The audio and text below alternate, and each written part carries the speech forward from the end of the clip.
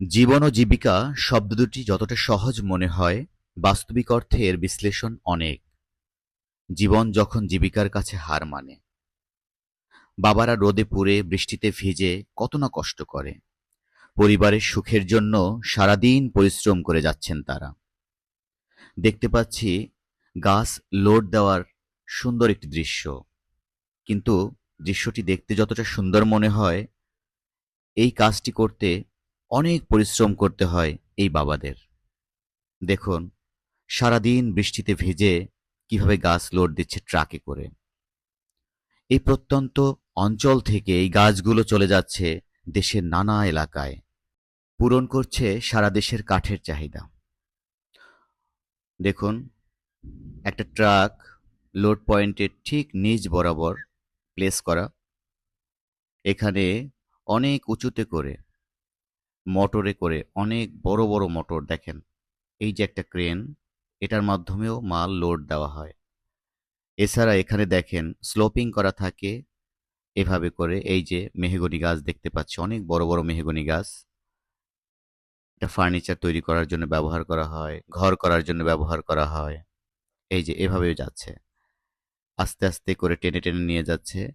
আর ওখানে কিছু ভাইয়েরা তারা এটাকে কন্ট্রোল করছে। আস্তে আস্তে করে যাচ্ছে। এটা দেখেন এই ট্রাকে করে কিভাবে ট্রাকের উপরে উঠলো, প্লেস করা হয়ে গেল। এভাবে করে তারা টনকে টন লোড দিবে এবং এই ট্রাকটি দেশের নানা এলাকায় চলে যাবে। ওই যে পিছনে দেখা যাচ্ছে, এই যে দেখেন, এটা হচ্ছে একটা চাম্বল গাছ। এটাও অনেক বড় গাছ। নদী থেকে কিভাবে তুলছে। এটা একটা মেহগনি গাছ। দেখুন, চেইন থেকে চেইনটা বেঁধে দিচ্ছে, ওটা আবার মোটরে করে সুইচ দিচ্ছে ওইখান থেকে। এই যে সুইচ বোর্ডটা, এখানে একজন নিয়ন্ত্রণ করছে।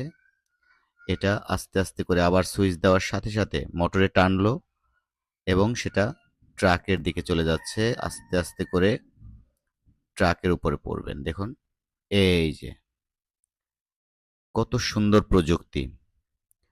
এই কাজ করতেই ম্যানুয়ালি যখন করা হতো তখন অনেক বেশি পরিশ্রম লাগতো, খরচটাও অনেক বেশি থাকতো, আর সময়টা তো লাগতোই, অনেক বেশি সময় লাগতো।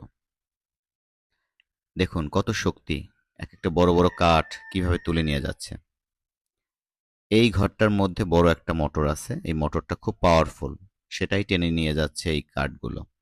এই যে সেই ঘরটি, এই এখানে এই যে ট্রাকটা দেখতে পাচ্ছেন, এই ট্রাকটাই এতক্ষণ লোড দিল। এই লোড দেওয়া ট্রাকটি এখন চলে যাবে।